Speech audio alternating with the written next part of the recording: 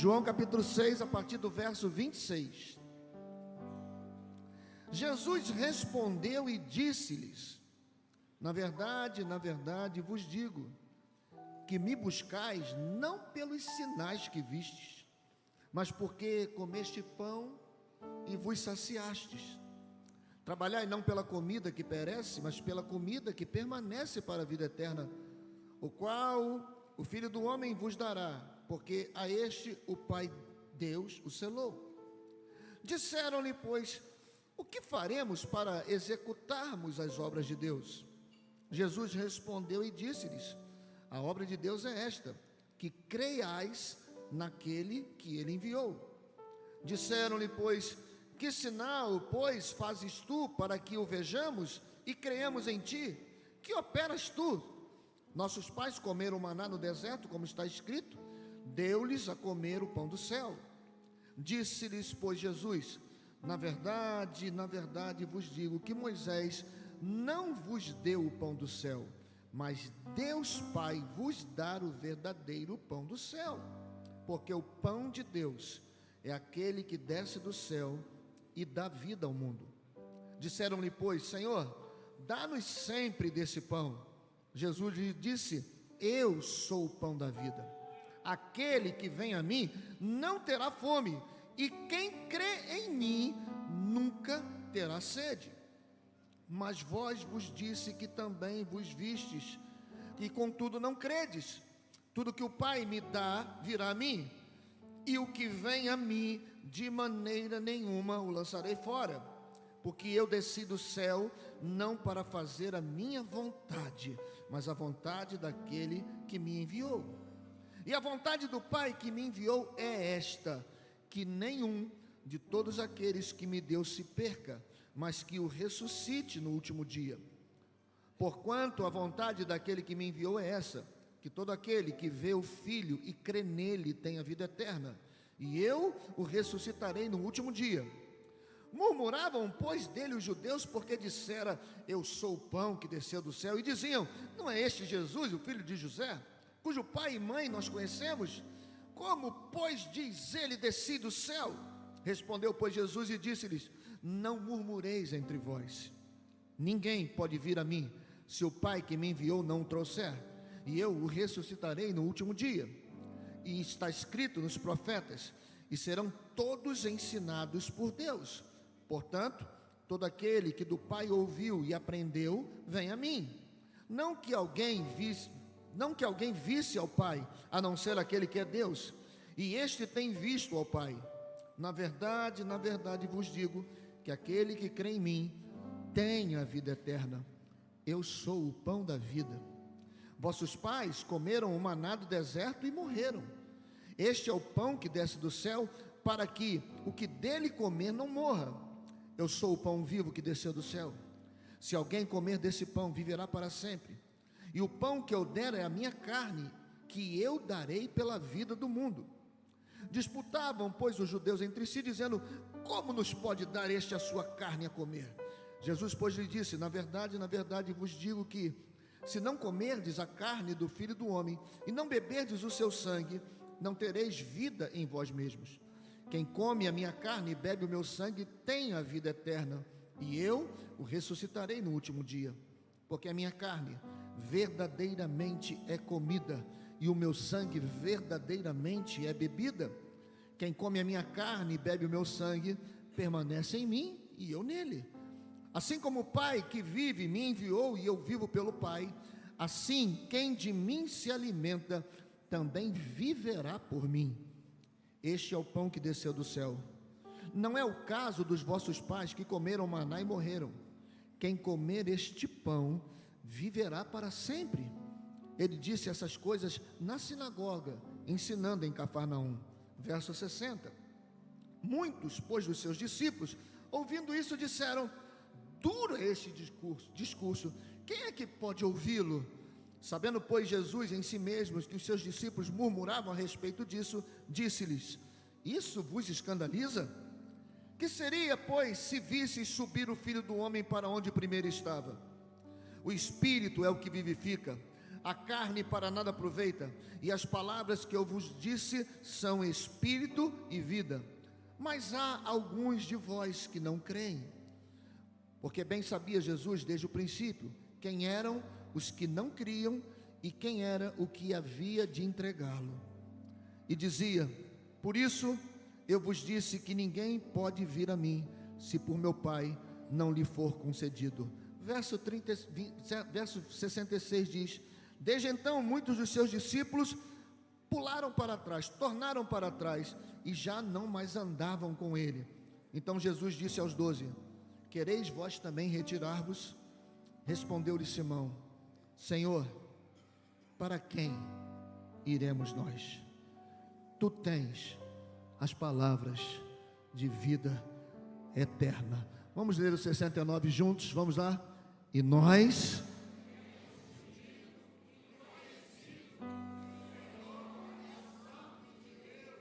Vamos mais uma vez. E nós temos crido e conhecido que o Senhor é o Santo de Deus. Quem pode dar um aplauso pela palavra do Senhor? Aleluia. Eu, de uma forma muito proposital,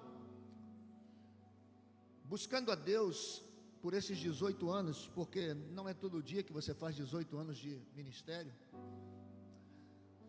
eu fiquei procurando em Deus algumas respostas, e gostaria que você pudesse refletir sobre as perguntas que nos serão feitas nessa manhã, a respeito desse texto, dessa situação que acontece no Evangelho de João capítulo 6. E eu gostaria muito de lhe fazer algumas perguntas, e a primeira delas nessa manhã é: qual é a base da nossa fé?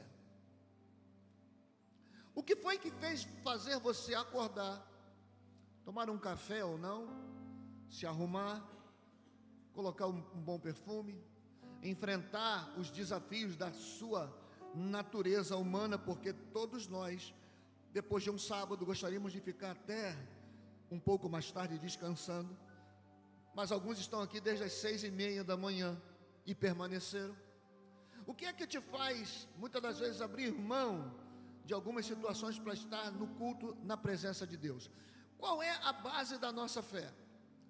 Qual seria a nossa real, a nossa fidedigna motivação para estarmos aqui?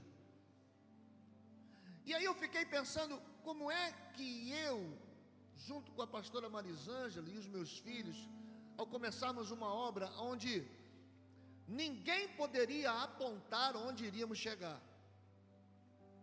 Hoje é muito fácil ver tudo que Deus está fazendo e dizer: não, no começo ninguém diz onde você vai chegar, no começo ninguém imagina o que vai acontecer. Mas o que é que nos fez chegar até aqui como igreja? Aonde está o segredo, pastor? Se é que existe um segredo. E eu quero compartilhar com você nessa manhã algumas coisas que vieram até o meu coração nessa manhã de ceia, para nos fazer refletir qual é a nossa real motivação de servir ao Senhor. A verdadeira fé, ela não é construída sobre os benefícios que Deus concede. A verdadeira fé cristã está estabelecida em quem Ele é. Quem Ele é, e não no que Ele pode me dar. Será que nós estamos seguindo a Deus por aquilo que Ele faz, ou seguimos a Deus por quem Ele é? Qual é a nossa motivação? Eu falei hoje pela manhã, e cabe, não está nem no esboço aqui, e cabe também no culto nesse segundo culto da noite. Eu confesso para vocês que eu gostei desse negócio de 2 ceias domingo, viu? Eu confesso a você, eu estou meio que inclinado, mas rapaz, de manhã estava cheio, hoje está cheio, né? Eu sei não, orem por mim, mas eu disse no primeiro culto, na primeira sessão, eu disse que eu e a pastora Maisana estávamos falando sobre as nossas mães, conversando sobre as nossas mães. E a gente estava compartilhando que as nossas mães são de uma geração que quase não existe mais. Elas são de uma geração onde se tinha apenas um médico para tudo, pastor Paulinho. Aquele médico era oftalmologista, ortopedista, clínico geral, ele era pediatra, às vezes curandeiro, né? Uma vez o meu pai me levou no... Eu estava com a espinhela caída. Nem existe mais isso, né? Não, espinhela caída, não tem. Antigamente tinha, tu tá o quê? Com a espinhela caída. Aí meu pai me levou num cara no médico. Meu pai me levou num médico, que o médico falou assim, como é que era o nome dele, mãe? O nome daquele não, fala, sabe sim. Aquele maluco fazia tudo. Hã? Doutor Antônio? Não. A senhora vai lembrar. Aí, eu cheguei lá, o cara falou, tá com o quê? Espinhela caída. Eu pensei que ele me arrumar um remédio. Ele falou, se pendura na porta. Aí estava um pé mais né, estava meio assim. Aí ele veio. Rapaz, eu saí bonzinho. Eu tava andando assim, ó. Já andei.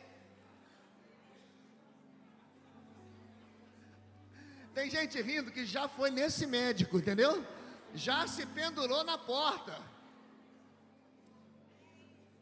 Elas são dessa geração, irmão, que tomar um mato, fazer um chá de não sei o que, curava tudo. A geração dela está passando. Aí eu falei para a Marisângela, a nossa geração também está indo embora. E a nossa geração era uma geração muito legal. A geração da bola de gude, do carrinho de rolimã, não é? A geração do pique-esconde. A geração do amarelinha. Hoje a gente bota na escola amarelinha, as crianças... Não! A gente é de uma geração de pera, uva, maçã e salada mista. E a gente tinha um conchavo com quem tapava o olho, ó. Se for bonita, aperta aqui. Mas você pegava uns irmãos zoador, que ele vai, quando a gente leva, não!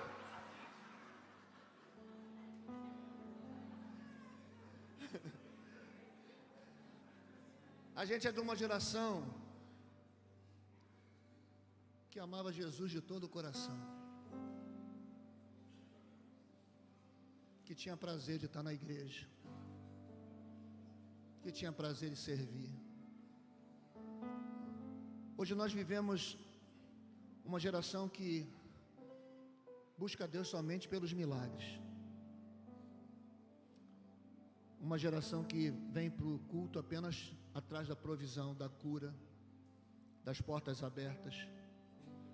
Não que há algo de errado nisso. Não, irmãos. Não há nada de errado em buscar a Deus, de buscar a intervenção de Deus. O problema surge quando apenas dependemos daquilo que Deus faz.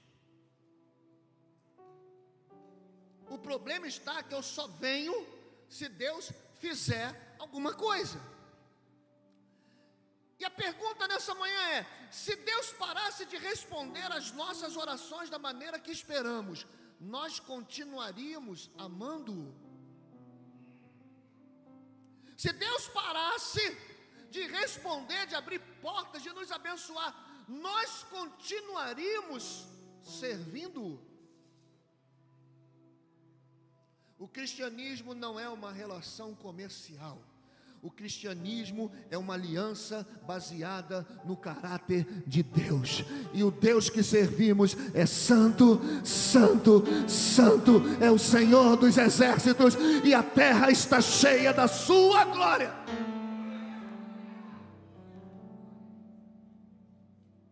Diz o texto que nós lemos, e eu preciso pular algumas coisas, que aquela multidão seguia Jesus pelo pão e não por quem ele era.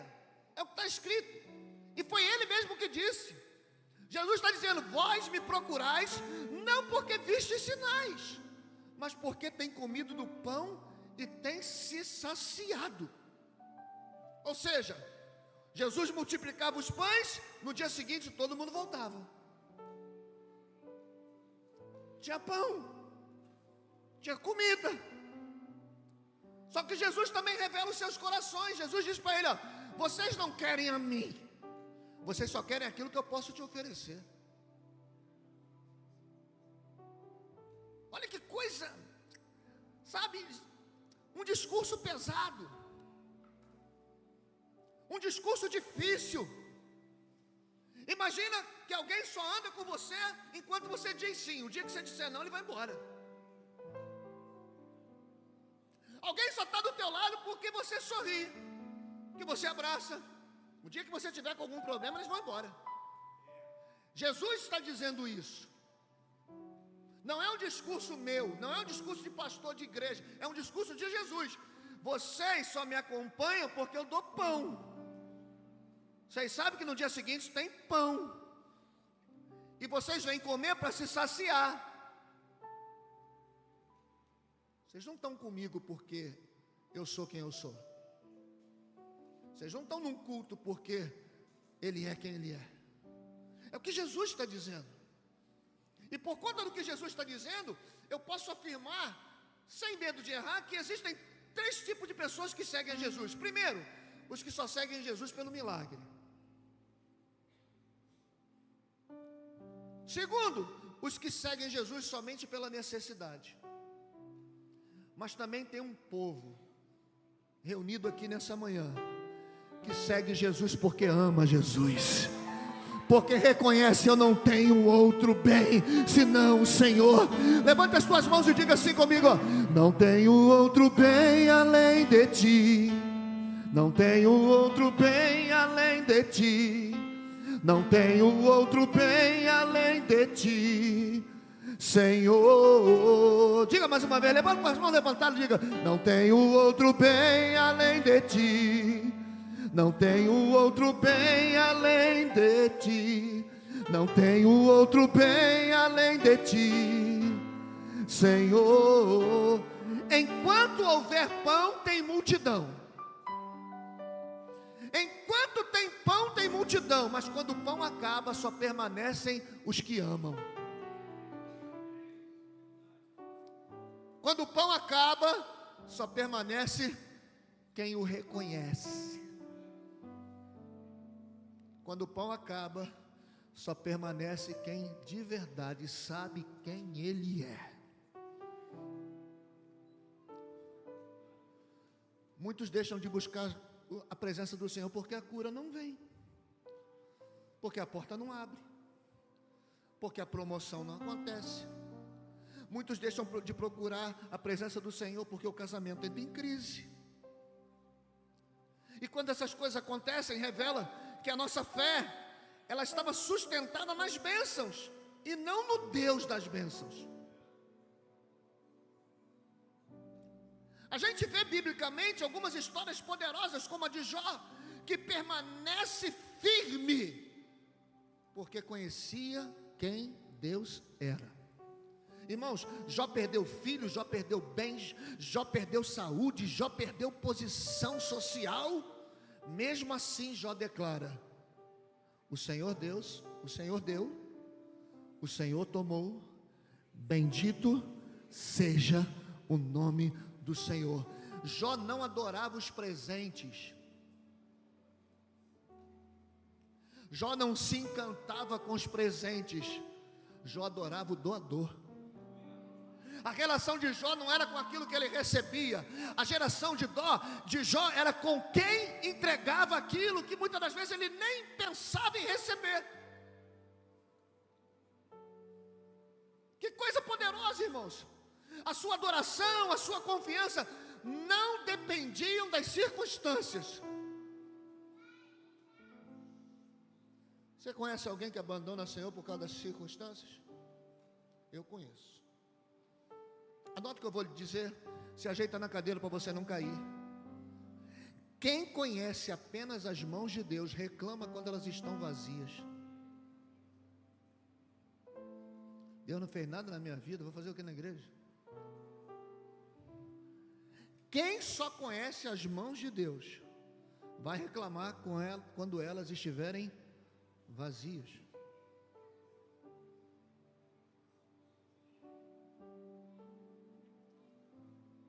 Quem conhece o coração de Deus, adora a Deus, independente do momento em que está vivendo. Pedro entendeu que Jesus valia mais do que os milagres.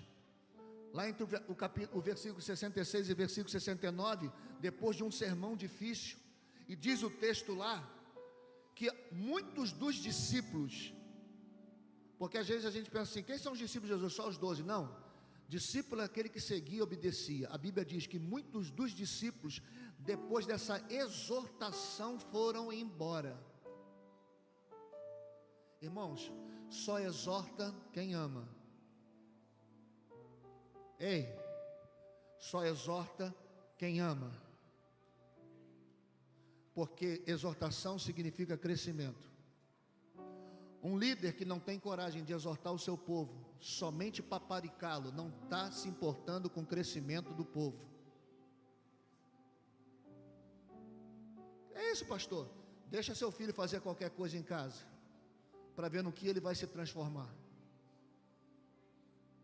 E você só exorta seus filhos porque você ama. A Bíblia diz que depois de uma exortação, porque o discurso não é mole não, irmão. O discurso é violento. O povo está indagando Jesus no seu discurso. Jesus diz assim, vocês só estão me seguindo por aquilo que eu te dou, pô. Vocês só me seguem pelo pão que eu te dou, porque aí vocês saem daqui com o bucho cheio e depois mete o pé. Porque se não tiver bucho, vocês vão meter o pé, vão embora. Se não tiver respostas que te agradam, você vai embora. Se não tiver, você vai embora. É uma exortação, e mesmo diante dessa exortação, Jesus chega a perguntar, vocês não querem meter o pé também não? Aproveita que está indo um monte de gente, mete o pé também. Jesus está dizendo, vocês não estão satisfeitos com o que vocês estão ouvindo? Mete o pé. Aí Pedro tem uma revelação poderosa. Pedro diz assim, Senhor, para quem? Não é para onde, é para quem iremos nós? Porque não adianta mudar de lugar se Ele não for Senhor da sua vida. Para quem? Se só Tu tens as palavras de vida eterna. Veja que Pedro não está dizendo, Senhor, nós vamos ficar aqui por causa dos milagres. Nós vamos ficar aqui por causa do pão, Senhor. Não, não, irmãos. Ele disse, nós vamos ficar aqui porque o Senhor é a própria vida. E esse é um ponto de maturidade. Porque Deus não quer consumidores, Deus quer filhos. Deus não quer pessoas que só me dá. Deus quer, eu me rendo. Hoje existe um perigo muito grande, meu irmão, do tal do evangelho do consumo. As pessoas perguntam, o que Deus pode fazer por mim? O que eu vou ganhar indo à igreja? Quando é que Deus pode prosperar a minha vida? Deus não está a fim de encontrar consumidores. Deus ainda é o Deus que procura adoradores. João capítulo 4, verso 23. O Pai procura aqueles que o adoram em espírito e em verdade. Deus está procurando filhos. E quantos filhos Ele pode encontrar nessa manhã aqui? Diga, eu sou filho! Eu sou filho! Agora deixa eu lhe dizer uma coisa, para você ter a certeza de que você é filho. Essa agora vai doer, irmãos. Filhos permanecem dentro de casa, mesmo que a geladeira esteja vazia.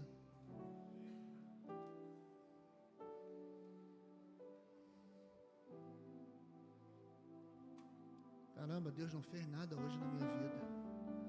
Está vazia a geladeira? Deus não trouxe a resposta. Filhos permanecem dentro de casa, mesmo quando a geladeira está vazia. Tem dia que só tem água, irmão, na geladeira. Tu abre assim, a geladeira está fazendo eco. Alô, alô, alô. Pastor, na tua igreja, irmão, tem na tua casa, tem dia que faz eco.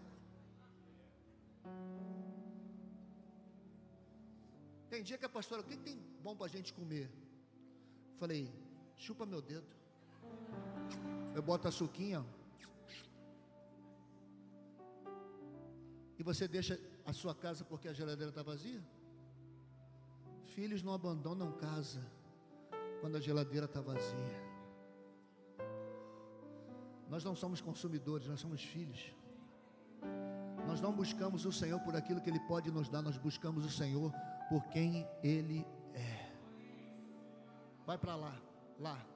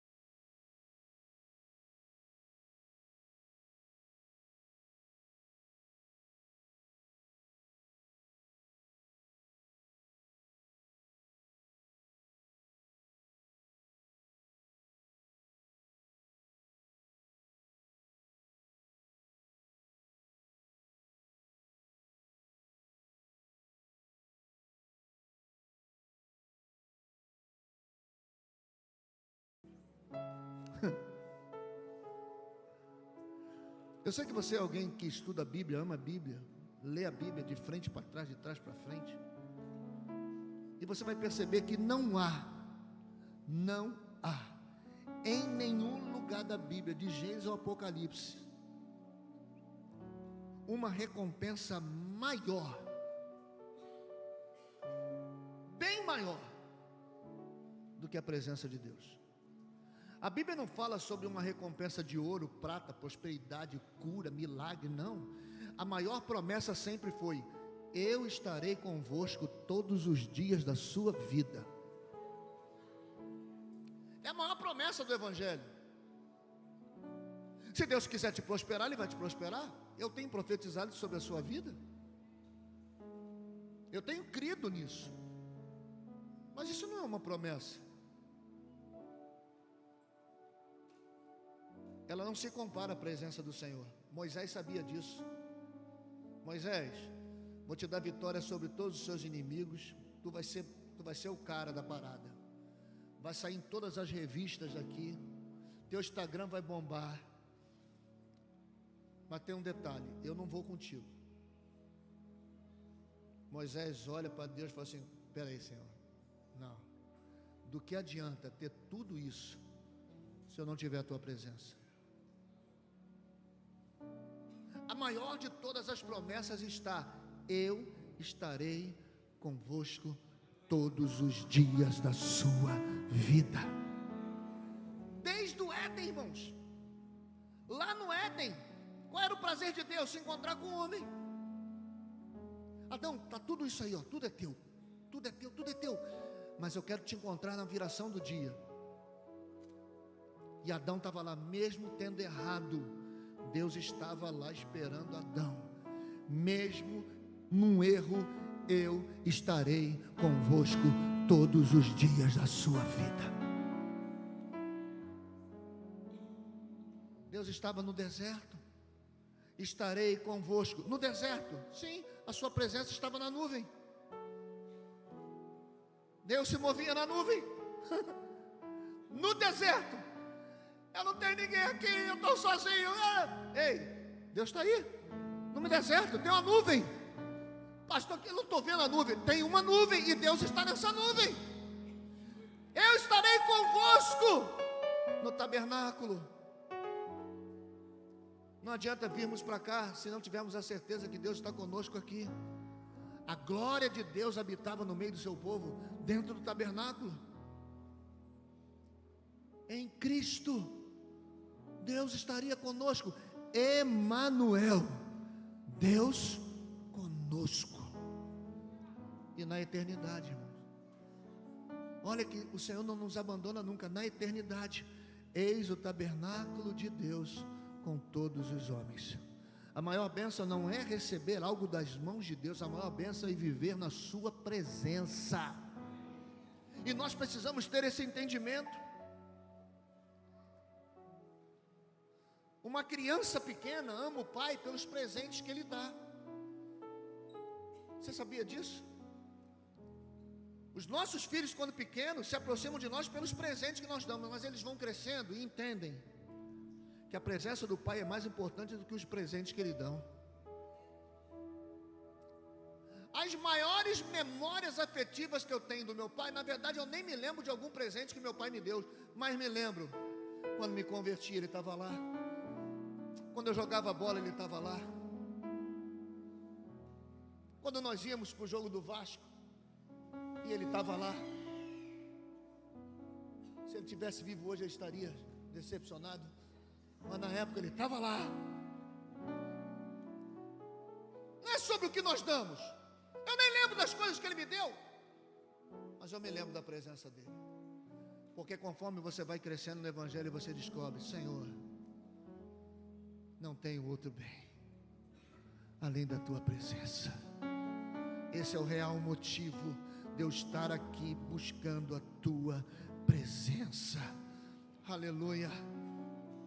Muitos começam a caminhar com Deus em busca do milagre, mas você vai crescendo, você vai amadurecendo e entende que ainda que não haja milagres, Ele continua sendo digno de toda a minha adoração. Levanta a tua mão e diga isso: ainda que não haja milagres. Diga: ainda que não haja milagres, Ele continua sendo digno de toda a minha adoração. Se você acredita nisso, dá um aplauso bem forte ao Senhor. Aleluia!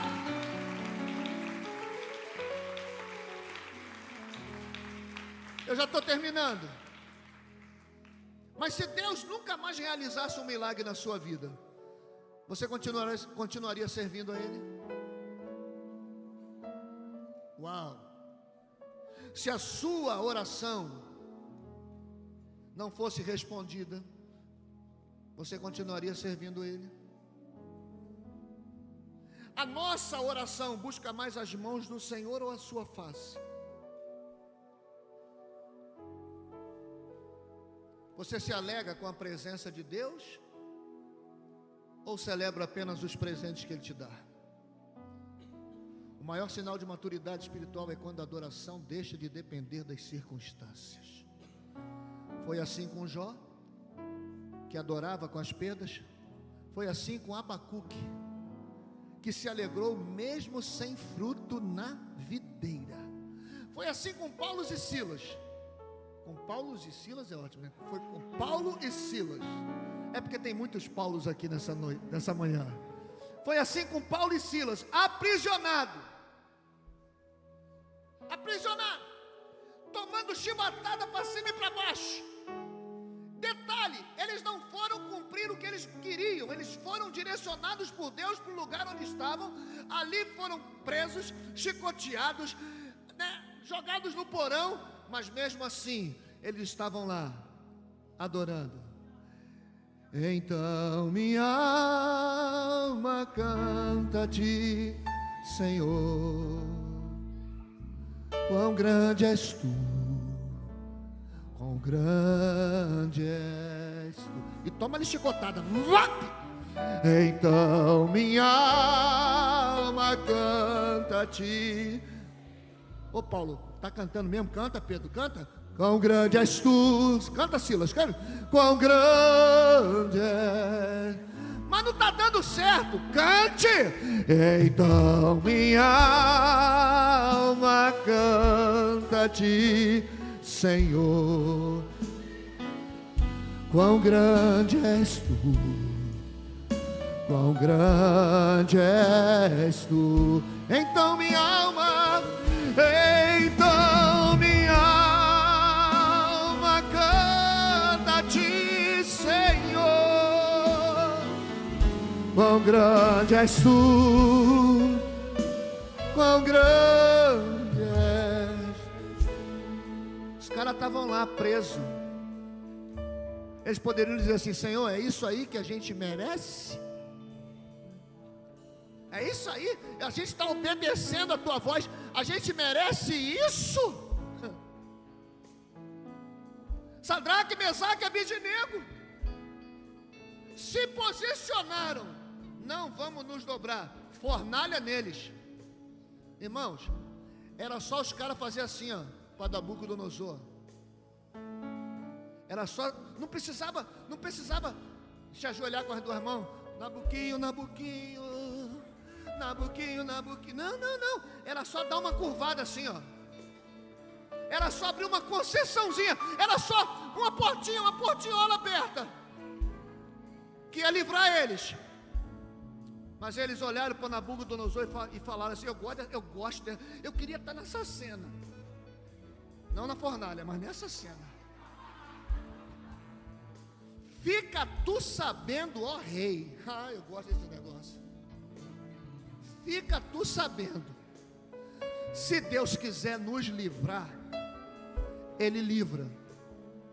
Se Deus não quiser livrar, ainda assim, não nos curvaremos diante de ti. 7 vezes mais aquecida a fornalha. Jogaram os caras lá amarrado. E quando o rei olha para dentro, pergunta para os malucos que jogaram ele dentro: vem cá, não era 3 que a gente jogou? Será que foi algum dos nossos lá dentro? 3. Tem certeza? Certeza. Vai no VAR. 3. Tinha VAR naquela época, Serginho. Vai no VAR. 3. Tem um detalhe: estou vendo 4. E não estão deitados não estão queimando não. Tem 4 dançando. Porque quem não adora por aquilo que as mãos de Deus podem dar, mas adora por quem Ele é, Deus te coloca de pé e traz alegria, e traz festa, traz provisão, traz livramento. Celebre a Ele com glória a Deus.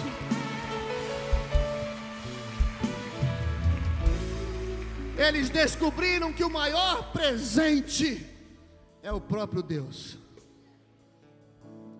Talvez muitos de nós tenhamos chegado aqui nessa manhã por conta de uma necessidade. Deus, em sua graça, acolhe todos aqueles que o buscam por conta disso. Mas Ele está te chamando para crescer. Olha para o crente que está do teu lado e diga assim: Deus quer te ver crescendo. Diga: Deus quer te ver crescendo. Por que Deus quer que cresçamos? Para que a nossa fé não dependa apenas do que Ele pode nos dar, mas que a nossa fé esteja alinhada e alicerçada em quem Ele é. Amém? Quem recebe essa palavra nessa manhã, dá um aplauso bem forte ao Senhor.